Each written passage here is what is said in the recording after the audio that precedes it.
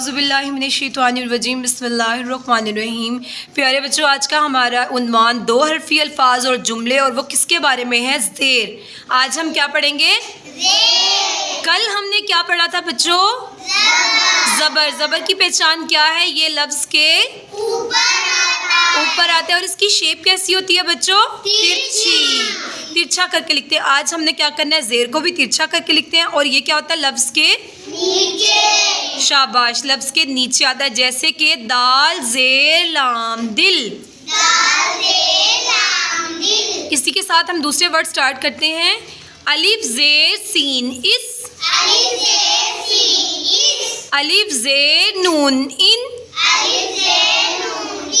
गाफ ज़ेर नून गिन। दाल ज़ेर लाम दिल। नून ज़ेर बेनिब। नेक्स्ट लाइन देखिए हमारी क्या है? लाम ज़ेर खेलिक। जीम ज़ेर नून जिन। गाफ ज़ेर रेगिर। काफ ज़ेर सीन किस। मीम ज़ेर सीन मिस।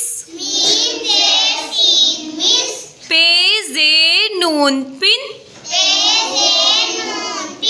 काफ ज़ेर नून किन। दाल ज़ेर नून दिन। मीम ज़ेर लाम मिल।